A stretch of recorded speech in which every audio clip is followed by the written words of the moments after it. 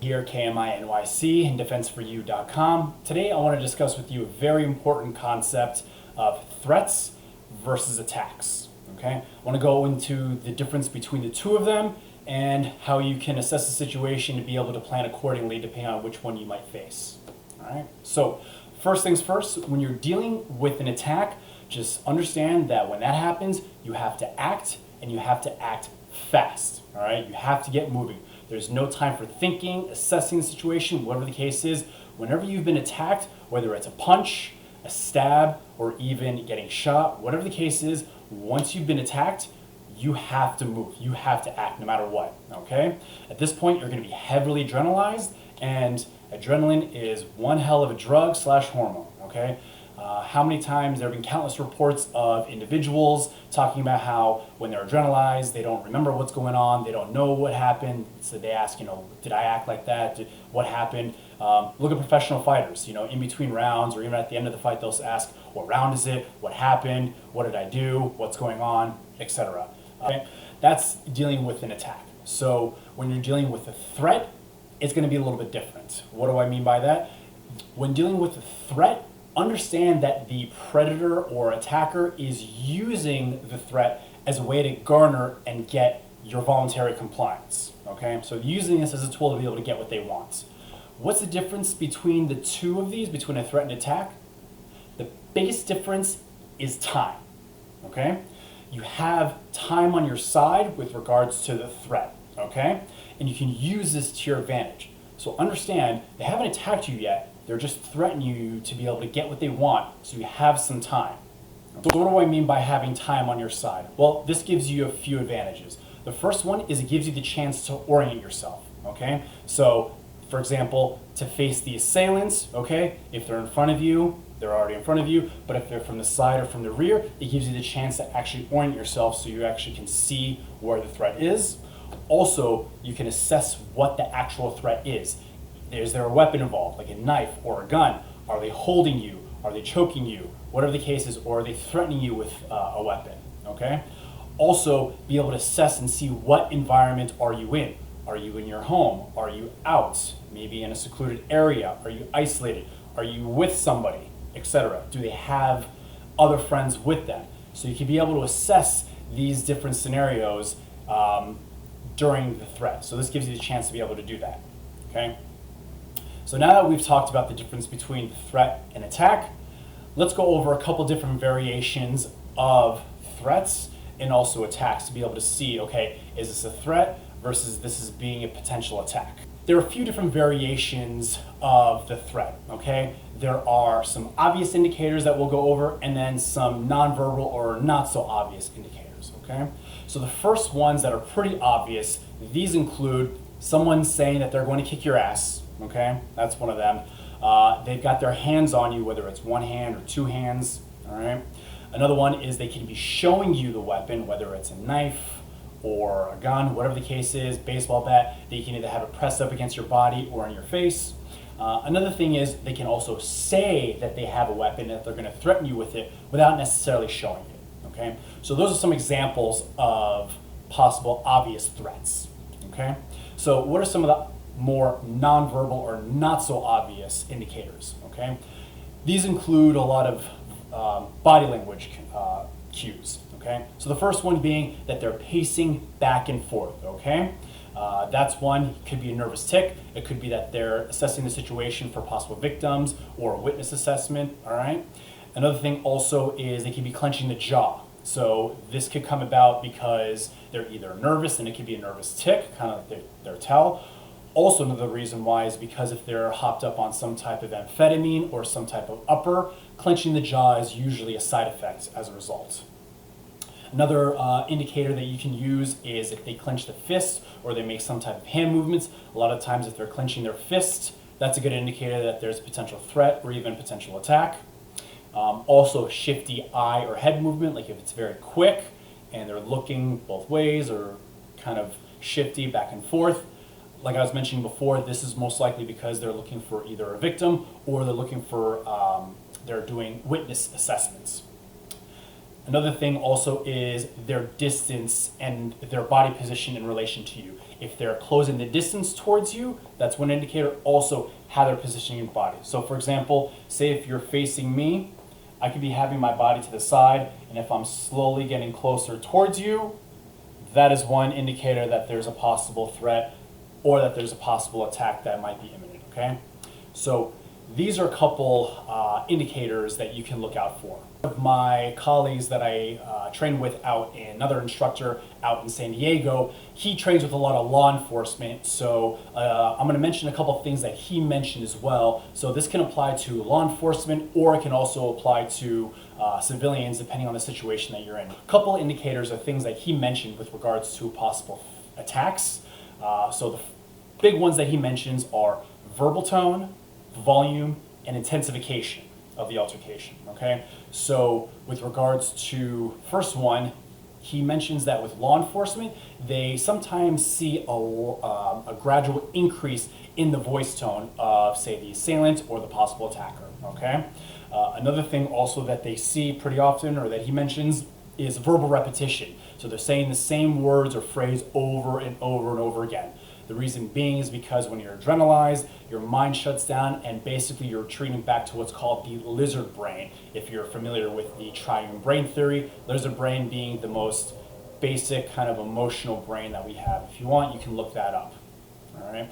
Another indicator that he mentions, as I mentioned before, physical hand movement, whether they're clenching their fist or they're moving or twitching their hand. Another thing that's also a really good indicator for a possible attack is if they dip to the strong side. So for example, if someone is dipping their right shoulder down, I know I'm exaggerating it, but I want you to be aware of that. It could be a slight dip. Chances are they're using that's their strong side, and they're going to use that to wind up for the attack. So a lot of the times people will look one way, they're setting it up, and they're coming in for a sucker punch. If you look on YouTube and you look up videos for people who were sucker punched or attacked, a lot of times you see that dipping of the shoulder, that moving to be able to wind up to their strong side. All right. Another thing that he mentions, I mentioned this before, tunnel vision or tunnel attention, walking straight towards you. Another one is subconscious stretching. So you're kind of stretching here, and then you're setting that up for a possible sucker punch or attack. And then lastly, as I mentioned before, posturing and blading your body position. When you tend to, someone blades their body position towards you, they're trying to minimize how much surface area there is so they can be able to get a surprise attack on you without being hit as well. All right. One situation that I remember, I was on the train some time ago, and there was a homeless person that was pacing on the train back and forth. I had my eye on him this whole time. I was on my phone. At one point, I put my phone away and I was just watching him. At one point, he was relatively close to me, about maybe 2 or 3 feet away from me, all right? It looked like he was muttering things to himself, and at one point, he basically brought his hand up. I brought my hand up as well, as if to do my hair, because I wanted to make sure if he tried attacking, I could be able to block it. A few seconds went by, he walked away, all right? If he stayed there any longer, I probably would have moved myself from the situation, or if I had really wanted to, I would have asked him, hey, can you please move? Can you please give me some space? Most likely I would have just moved myself and then gone from there. But I saw that he was pacing back and forth, so at some point I had a feeling that he was going to move. We went over some indicators on the difference between a threat versus an attack. Let's go over what happens if you do find yourself faced with a threat, okay? So remember, they haven't attacked you yet. So they haven't gone full on. So remember, with a threat, you have time, okay? So the first thing that you want to do when you are faced with a threat is you want to orient yourself, okay? Always try and face the attacker if you can. If they're right in front of you, great, you don't have to do anything. Chances are though, if they come from the side or from the rear, you want to orient yourself to try and face them as much as possible. Being in front is the best, to the side, better. Still not the best, but it's better. The rear, the worst. Because you can't see anything, you don't know what the threat is, okay? So, even though that you're going to be startled or surprised by the threat, you can also act surprised or startled and pretend not to understand what the assailant is saying to you in order to turn yourself around. Because sometimes, if they're coming from the side or from the rear, they may put their hand on you with a possible weapon and they say, don't move. when we're training with our students, we teach them to act startled and to just move in the direction that wherever the assailant is. You know, say if someone comes from behind me, they move me, it's like, whoa, whoa, what's going on, what's going on? And try to turn around to be able to face the assailant, okay? Always try and face the attacker if you can. Sometimes though, you may not be able to face the attacker. At some point, you know, you may get pushed or you may get the threat. You try and move and they say, hey, I told you not to move. At that point, okay, fine. You look away, or you basically at that point, even though you're trying to turn, you could still use that information to understand, okay, where's the possible threat, which hand they're using, where is it in relation to me, in case you do actually want to defend or attack or to plan your escape. You know which side, which hand the attack is coming from, how high, low, etc. Or even that there's a threat there, okay? So that's the first thing. Always try and orient yourself. So once you've done that, once you've assessed the threat and you've oriented yourself, okay, next thing, use your voice, okay? Use your voice. So you do this in a combination of a couple ways. First one is you ask questions. You ask, what do you want? What are you looking for? And then from there, they'll tell you what they want. And then say if they want your money, your phone, wallet, keys, whatever the case is, let them know what you're doing. I mentioned this before, compliance is almost always a good thing. A lot of times they just want what you have, give it to them, you'll be good to go. So not always, but a lot of the times that will be the case. So they say, hey, I want your money, I want your wallet, okay, fine. My wallet is in my pocket, I'm getting my wallet here, okay, here it is, okay. Let them know what's happening, okay. When we're training with our students, we run these scenarios to be able to ask different questions, different scenarios. This is even before we teach them the technique, okay? Even still, once we've taught the actual defense against whatever the threat is, a lot of the times we'll use questions as a way to distract or disarm the assailant before we go in for our counterattack.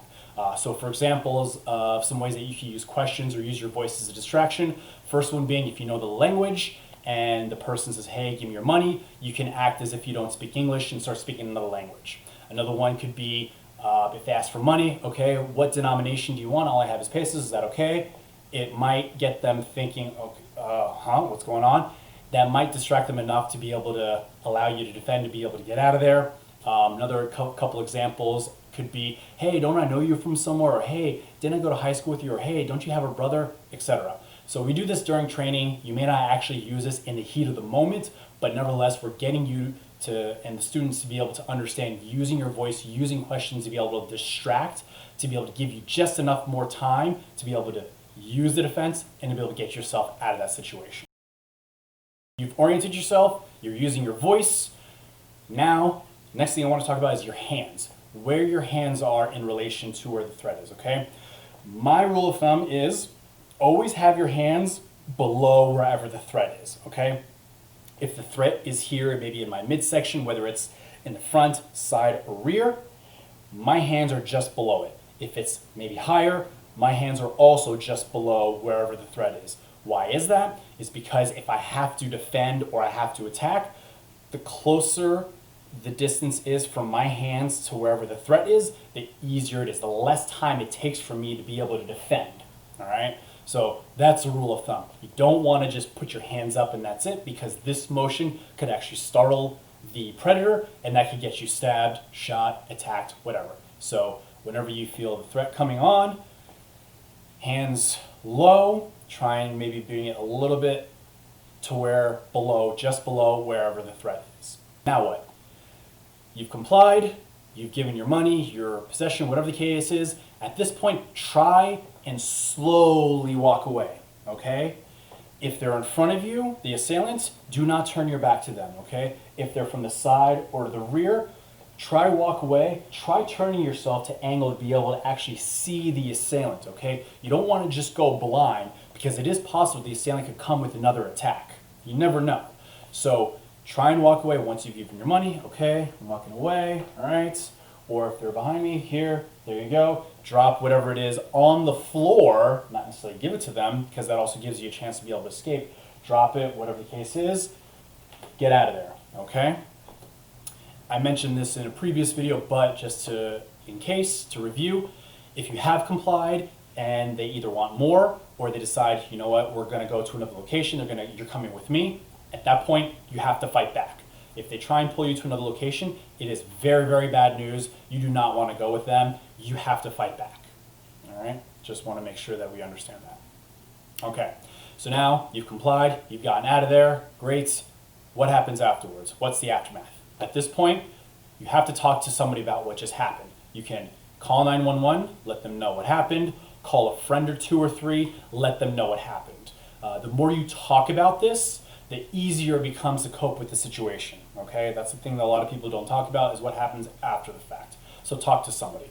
Also, another thing that I would highly recommend that you do, and this is gonna sound strange, but this is very helpful. You have a lot of adrenaline in your body, you need to be able to get that energy out. So one of the things that I suggest doing is shaking your body out for a few minutes to be able to get that energy out. You see this with animals after they've been chased down by, say, a lion or a tiger or any other predator. Once they've survived, a lot of the times they'll violently shake their body, and the reason being is because they want to get that energy out of their system. So that's going to help as well. So talk to people, shake your body out. That's a really good thing to be able to do. The next question may be, how do you know whether to comply versus actually attack and defend yourself? There's no straight answer for this one, whether you've been training for multiple years or you haven't.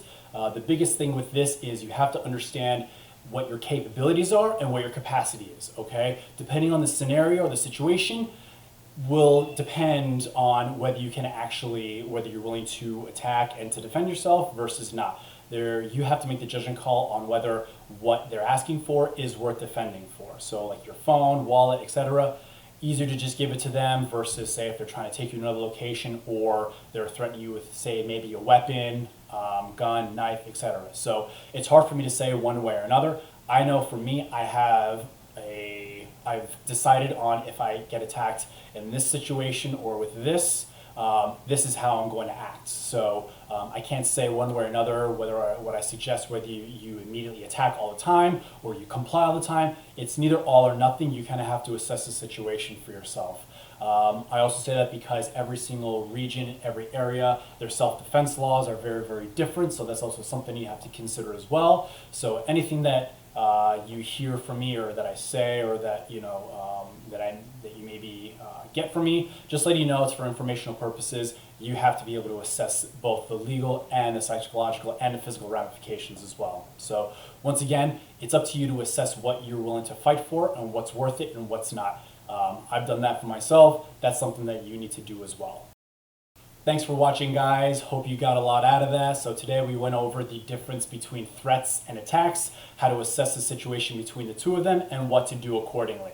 If you liked the video, please like, comment, share. Also, if there is a specific subject matter that you'd like for me to go over regarding self-defense, feel free to leave something in the comments section below. If you want to know more information about training, how to get started, potentially even setting up something, a one-on-one, my contact information is going to be in the description below. Feel free to reach out to me.